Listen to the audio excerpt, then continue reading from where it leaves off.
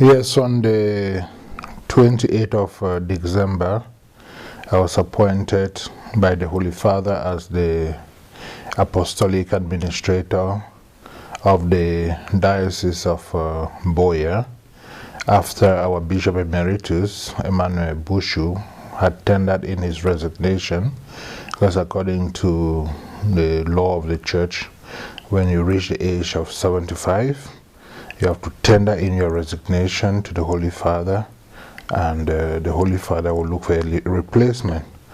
And when he tendered in his resignation, rather than waiting to go through the whole process of getting a new bishop for the Diocese of Boya, the Holy Father decided to appoint me, Auxiliary Bishop of Bamenda, to be the Apostolic Administrator of the Diocese of Boya with residence in Boya. And I officially arrived here on the 2nd of January 2020. And I think that since my arrival in the Diocese of Boya, I feel loved. I meet a vibrant church. I meet the people who are committed in their faith, the people who are generous and who are ready to grow in their faith.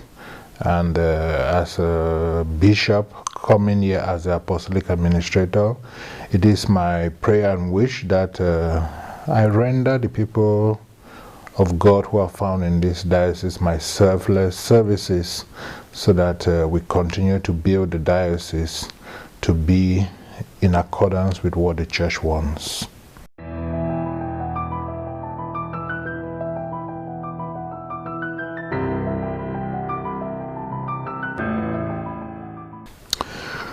Yeah, taking over as the Apostolic Administrator of the Diocese, I informed myself and realized that the Diocese is made up of FACO division, and this division, of course, the Diocese has been split into 5 deaneries.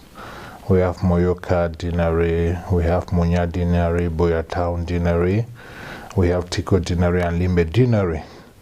And there are 36 parishes that covers the entire diocese. One of the challenge, which I think is a continuation, coming from Bamenda, which is the northwest region, and coming to the southwest region of our country, of course, you know, with the present socio-political crisis that has been plaguing both regions, it's been very challenging for us to carry out pastoral work. And when I came to Boya, I was told that Moyoka Deanery especially was one of the areas that was suffering a lot because of the crisis, and we had priests there, we have Christians there. And when I was making my pastoral program, I thought it is good to pay more attention to the difficult areas. And within the time that I've been here, I've visited all the 7 parishes in Moyoka Deanery, St. Joseph's Parish in Moyoka. I've been to St. Dominic's Parish in Moyenge. I could not go right to Moyenge, but the priest is a resident at Likoko native, you know, where I went and celebrated the sacrifice of the Mass with the people. I've been to St. Patrick's Parish in Bafia. I've been to St. James's Parish at Ikata. I've been to St. John Paul II Parish at Ikona. I've been to St. Teresa of the Child Jesus Parish, that is found in Yoke, and of course Holy Trinity Parish in Malende. Going there within this difficult period, my aim and my intention is, first of all, to encourage the priests who are there, and also to let the Christians know that at this difficult moment, God is still with us, because God never abandons his people. And of course, the challenges as far as the faith is concerned, the challenges as far as the economic aspect is concerned, because most of the resources of the church we depend, of course, we depend on the generosity of the people of God and people of goodwill. There's no doubt that economic activities has been slowed down. It's not as vibrant as before, and as such it makes it difficult for pastoral work to be carried out effectively, because parishes that were created and the Christians needed to contribute to build their church, the presbytery, and to run the parish, it becomes increasingly difficult. And of course, when I go out, people make lots of demands on the bishop, but I remind them that whatever demand they make, we have to be patient, and gradually we see how to come to their assistance, praying that things come back to normal. I mean, now with the presence of the coronavirus, it makes matters even worse, because we have limited the number of people who go to church, and that affects lots of things as far as the running of the diocese is concerned. But we remain hopeful. We are praying and hoping that the situation we find ourselves in will not last forever, and that things will come back to normal one day.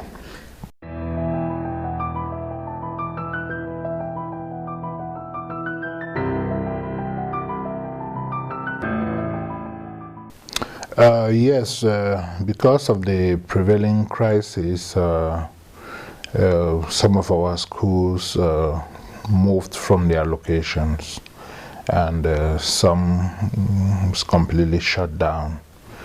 And it is my prayer, after discussing with the Education Council and some of the members of the PTA and some other people of goodwill, to see to it. I know things have not been normalized, but we can always see how to take some measures that will be able to let the students go back to school. But it depends on the area. As far as Our Lady of Grace in Moyoka is concerned, that is totally out of question. We will not be able to begin as anytime soon. Mount Carmel in Munya have made us that the dean should make the studies and to try to talk with the Christians there and bring their proposals and recommendations to me. St. Joseph's College in Sase, I've been there on many occasions. I've met with the staff who come over to Bishop Rogan College, where the students are.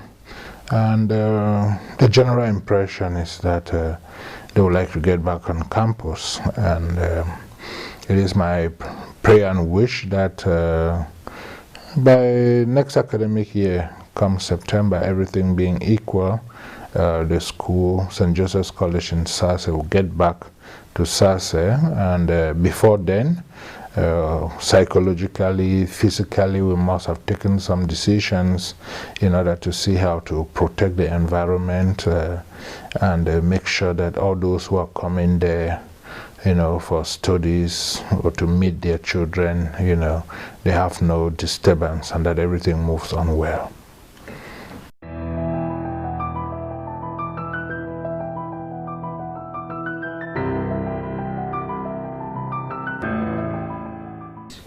Yeah, the Diocese of Buea, like other dioceses in the country, have been, overflowed with IDPs. And I think in the Diocese of Buea we have Caritas. Caritas is the charitable arm of the bishop, helping to reach out to those who are internally displaced and also other people who are in need and they want support.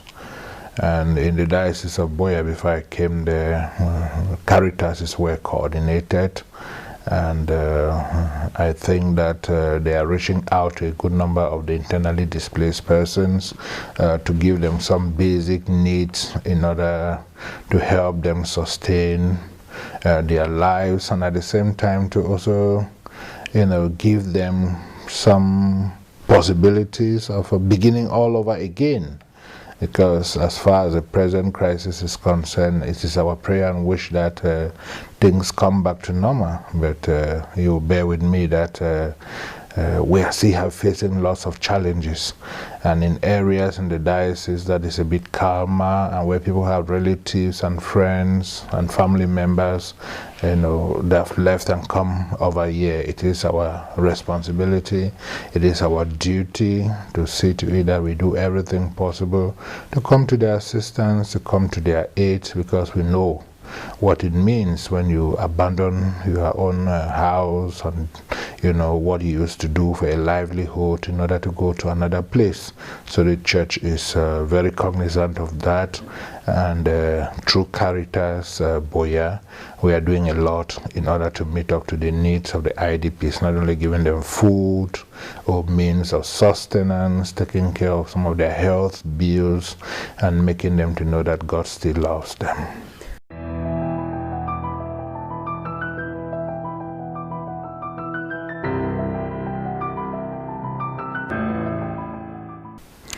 Yes, I think coming from Bamenda and, you know, working now in Boya, if I look critically, these two regions, they are coterminous with the Bamenda Ecclesiastical Province, and bishops of this province, right from the beginning of this crisis, you know, we have insisted and mentioned the fact that it is important that we should have a genuine and a frank dialogue that will be able to look at the root causes of this problem, so that this problem should be solved once and for all.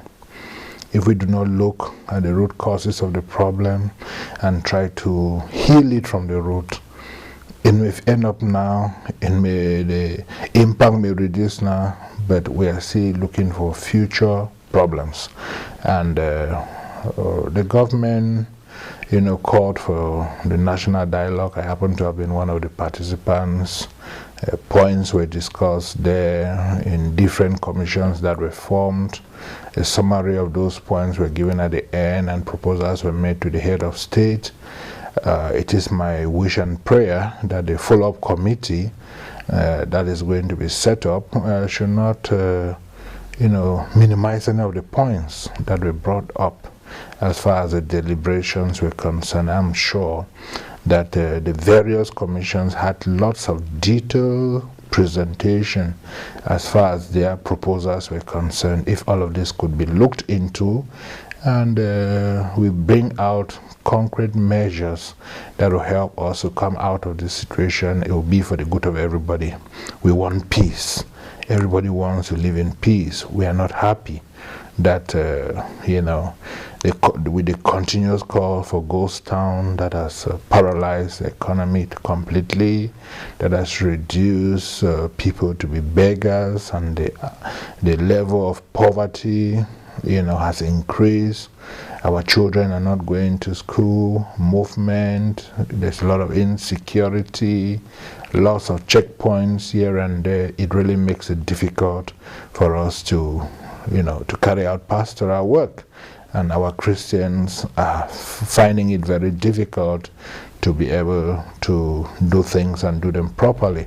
So the bishops have always been steadfast and insistent on the point that we should not use any cosmetic solutions, because it will only help to cover the problem. That we should go to the root causes and see how we can solve the problem.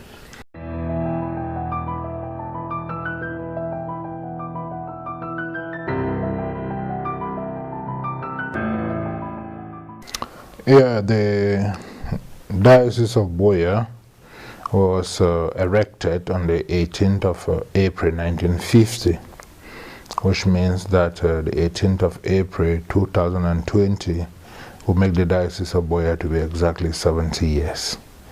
And the Diocese of Boya gave birth to the Archdiocese of Bamenda, and then the Diocese of Bamenda, and after that, Diocese of Mamfe, after that, the Diocese of Kumba, and of course, Bamenda gave birth again now to Kumbu.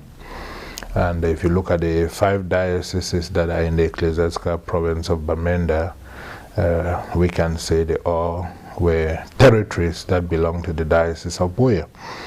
And looking at the present cathedral that we have, the Bishop Emeritus saw that with the increasing number of Christ lay faithful, the cathedral, of course, you see that cannot actually contain, the increasing number of people who may want to come and worship.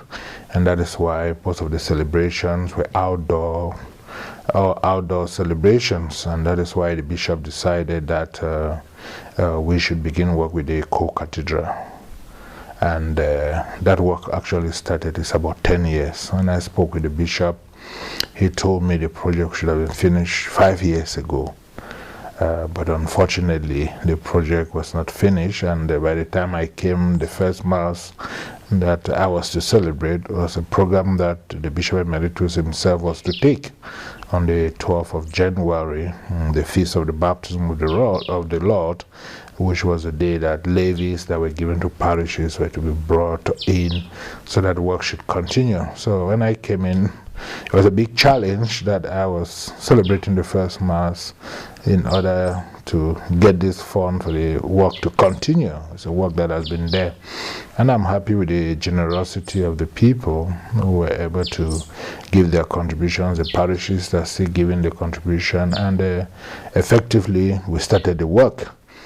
What I noticed is that there was a lack of confidence, as far as the project was concerned, because according to what people told me, there's been a lot of mismanagement of the funds that were raised. Of course, the bishop, like any bishop you trust, that if you give a responsibility to a priest or to a lay person to carry it out, that everybody will do it with that selflessness. But it happens along the line that contributions of the people were given, and the money was not properly used.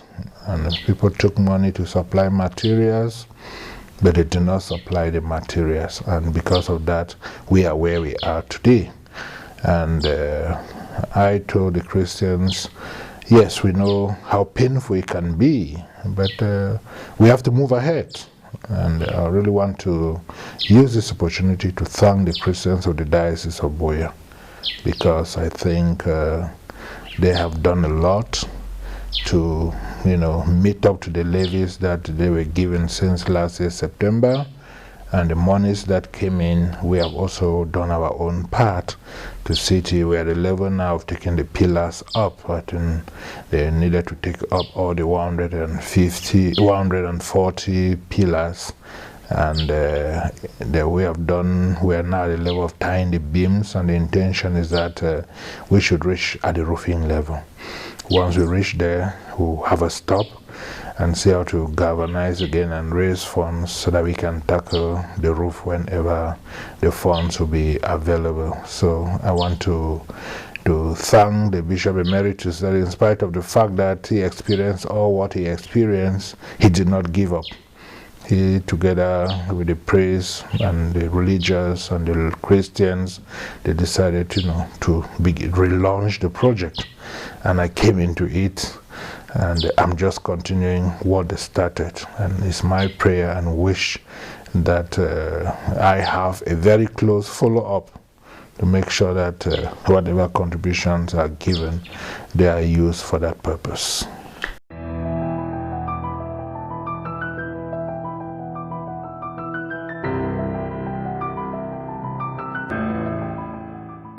Yes, it's actually been a very difficult situation. When I came, as I mentioned, my intention was to visit most of the parishes, which I started doing that. And of course, when the bishop is going to the parish, the Christians come in their numbers, and even those who have not been going to church, they want to come, especially a new bishop. That is coming in, they want to come and see him, they want to come for their blessings and all the rest. But when we heard what was happening all over the world about the coronavirus and the amount of people that has been infected because of the virus, and the number of people who died already because of the virus, I think the government took some some measures, I think on the 17th of February, in order to, on the 17th of March, sorry, in order to see how to handle the situation. And of course, when they took those they gave those resolutions or restrictions, we too as a diocese, we decided to read at what they wrote and to be able to model our religious activities, you know, in line with that, in order to save the lives of our Christians. We've encouraged the Christians to stay back home, to follow Stations of the Cross and Mass over the radio, to watch EWTN, the Catholic channel, and to participate in the liturgy as such. And we restricted the number of people who go to church to be 50, and that they should also, you know, try to, you know, maintain the social distancing and put on their mask and stop lots of things that used to bring people to make contact, like offering the sign of peace and hugging and all the rest, all in a bid to see to it that, you know, we do not, our churches do not become places where people who come to church go back sick. And I know, in spite of the measures that we have taken, it's not been very effective. But in some places, the priests have multiplied the number of masses, and they have just the exact number in order to, you know, stop the spread of the virus. But in other places, it has been difficult. And sometimes you go for mass, you see there are more than 50 people, you are embarrassed, but what do? You know, so, but we continue to insist that, you know, we maintain the number that the government has given, and our celebration, of course, during Holy Week has actually been cut down. Like on Palm Sunday, we had no procession, blessing of palms and procession with the branches. We had to postpone the cathedraticum that we normally have during the Chrism Mass because the crowd normally comes. I had to celebrate the Chrism Mass with a restricted number of people, you know, and other activities like the Holy Thursday celebration that we should have had, you know, the washing of the feet of some Christians, making the altar of reposition, where the Blessed Sacrament will be kept for adoration, and encouraging Christians to adore. We had to suppress all of that, following also instructions that we got from Rome. And on Friday, Good Friday, of course, we're expected to have the public way of the cross, which we have also limited, you know, actually suppress it. So all we are doing is we don't want our churches to become the places where people can contract the virus, and that is why we limit the number. And we ask a good number to stay back home and follow through the media. And if there is a necessity tomorrow that will mean that we completely close down, we are going to do that. But we follow the advice that the government is giving, and we make sure that we work in partnership and collaboration with them, so that the people who live in our diocese should be free from the pandemic, and also people in our country, people all over the world who have been infected by the virus should be healed.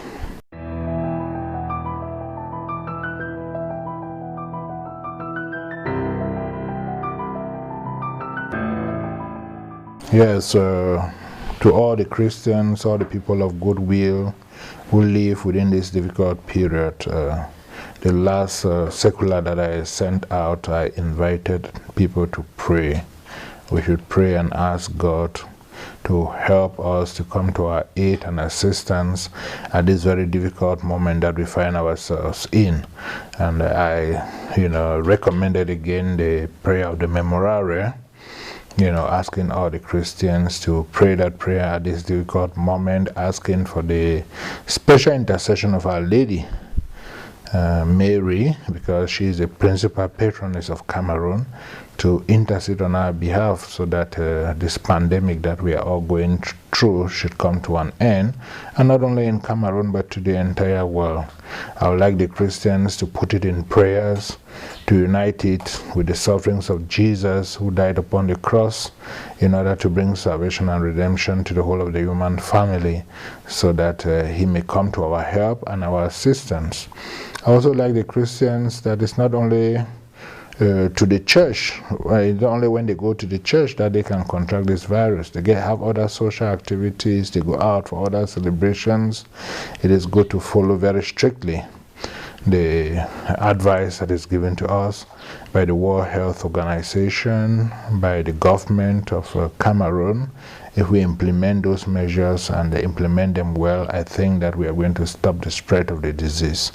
I would like the Christians to make sure that they do that, and that we continue to live as members of one family, trusting in God always, because God never abandons his people.